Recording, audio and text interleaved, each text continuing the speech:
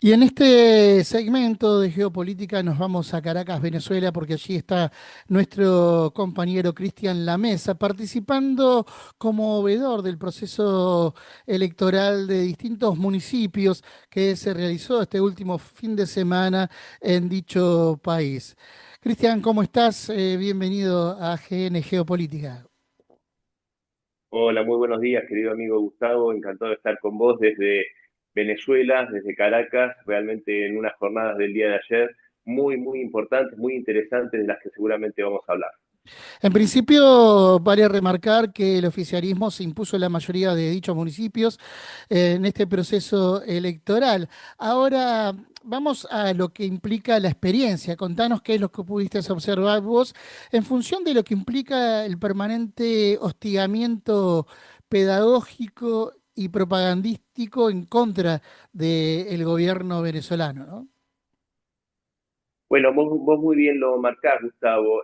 Vos sabés que ya somos amigos hace bastante tiempo, sabés que mi expertise es sobre Rusia, entonces estoy bastante entrenado respecto de la propaganda occidental antirrusa, en este caso antivenezolana, y por supuesto que yo no esperaba encontrarme con toda esa catástrofe que nos anuncian en nuestros países, pero realmente me sorprendió, pero sobremanera para bien, encontrando, por ejemplo, en los supermercados un abasto y un surtido de productos realmente, en algunos casos incluso más abundante que en nuestro país, que en la Argentina, con precios realmente que no se diferencian demasiado de los que tenemos nosotros tampoco.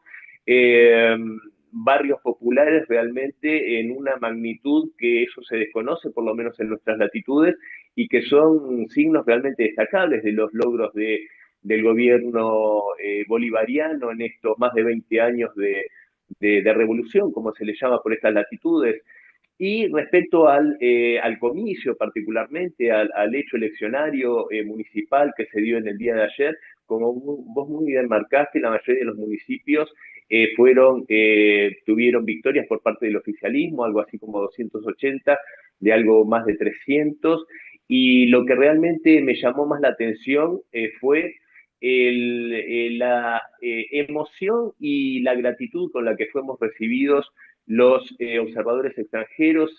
Hay acá compañeros de Portugal, bueno, de diferentes partes de Europa, de Estados Unidos, de África, de Asia, bueno, varios delegados de Argentina como yo, y realmente la gratitud de la gente por estar aquí acompañándolos realmente se hace sentir de una forma muy importante, y en su mayoría te dicen que por favor repliques y muestres en nuestros países la verdad sobre Venezuela. Creo que eso es muy importante y es lo que tal vez más me impactó.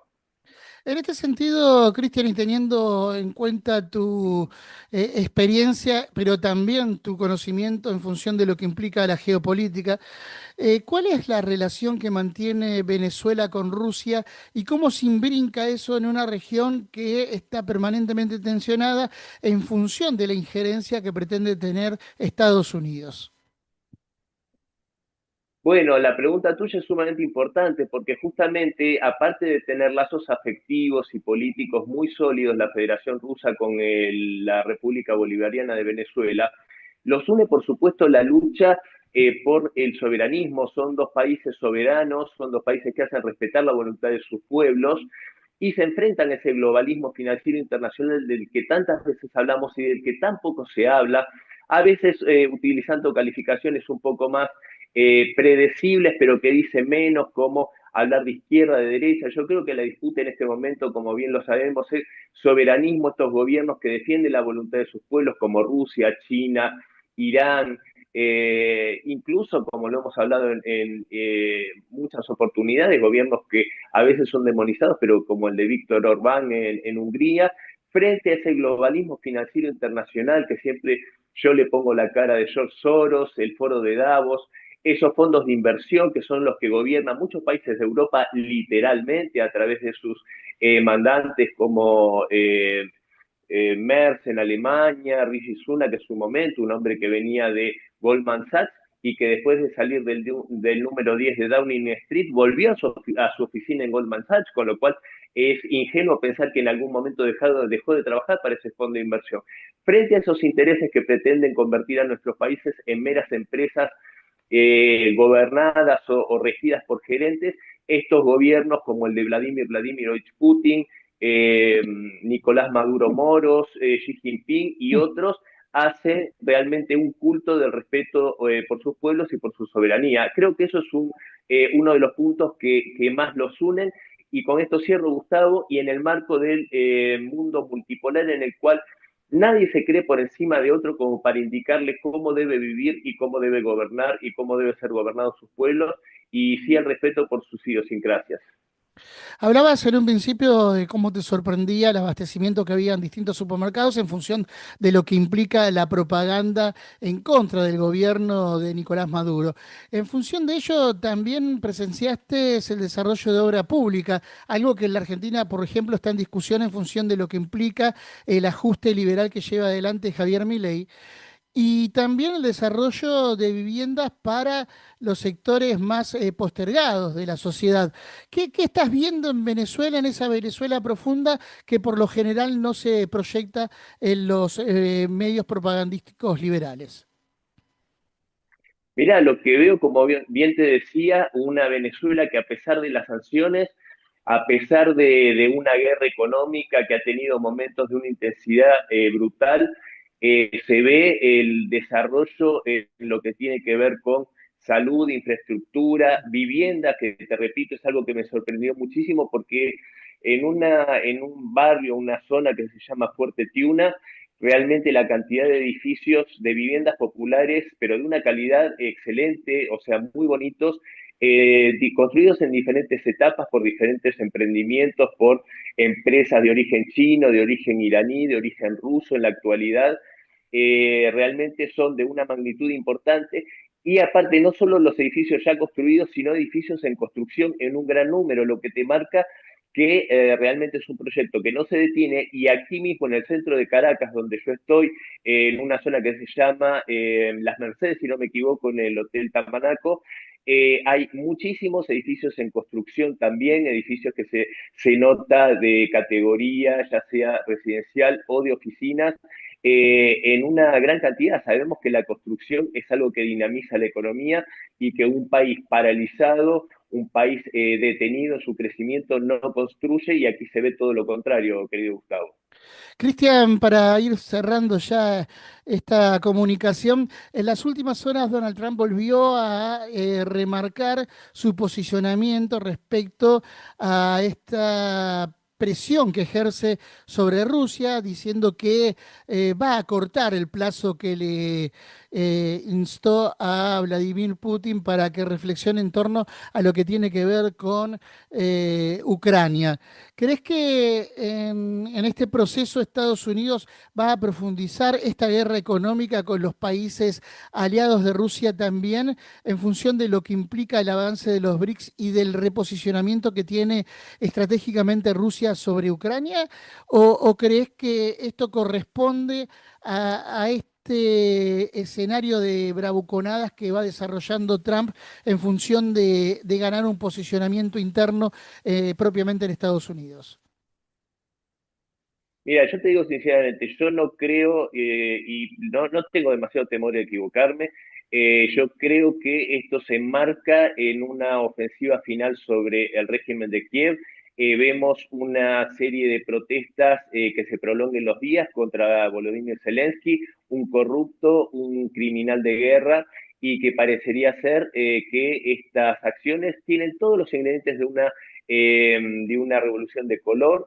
No me llamaría la atención, ya lo dijo Sigmund Herz hace algunas semanas, que la Casa Blanca se había cansado de Zelensky y que iba a obrar todos los mecanismos a su alcance para sacar del poder a Zelensky de un modo u otro.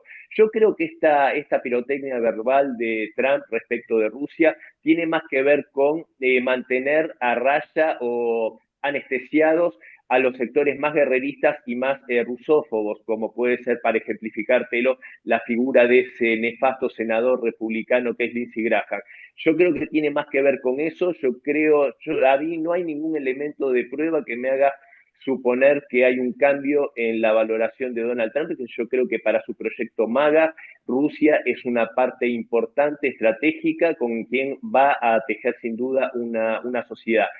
Hoy por hoy yo no veo elementos que me cambien esa opinión y repito, Trump tiene que hacer equilibrio entre esas fuerzas internas y las fuerzas externas. De todos modos, yo sostengo algo que he dicho en muchas oportunidades.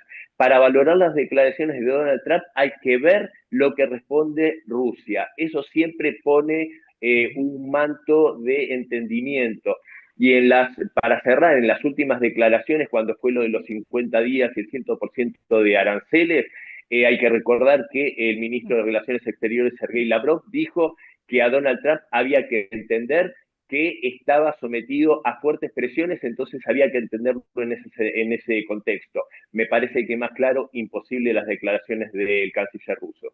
Cristian, ahora sí, la última. ¿Qué te llevas de este viaje a Venezuela en esta experiencia tan particular que es tu participación como veedor de las elecciones, pero también observando detalladamente y en profundidad qué es lo que ocurre con este país hermano de la República Argentina?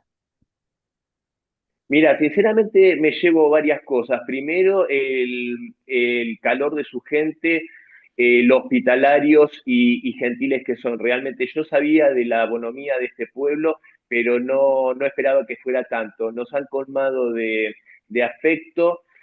También me llevo la impresión de un proyecto que no se detiene, que tiene una rebeldía que lo hace seguir luchando y seguir yendo para adelante. En eso es totalmente positivo, un proceso electoral que yo veo realmente transparente y creo que lo único que humildemente me atrevería a decir como una opinión o un consejo, muy humildemente lo repito, es que como en todo proceso popular tengan en cuenta que siempre hay que estar muy alerta a los caballos de Troya, Ujú. las fuerzas internas. Decimos en Argentina que no hay peor astilla que la del palo propio. Y hay veces en que hay fuerzas que responden a otros intereses aunque parezcan estar de nuestro lado. Esa es la única recomendación que daría, porque de hecho hemos visto cómo proyectos de este tipo han fracasado por ese motivo. No creo que vaya a suceder acá, pero bueno, vaya ahí mi humilde consejo. Cristian, nos reencontramos en una próxima entrega con más análisis geopolíticos. Te agradecemos por este informe completo desde Venezuela. Un abrazo grande y será hasta la próxima. El agradecido soy yo, Gustavo, como siempre un placer hablar con vos y gracias por, bueno, como siempre, por poner esta cosa sobre el tapete a través de tu prestigioso medio. Un abrazo grande. Nos reencontramos.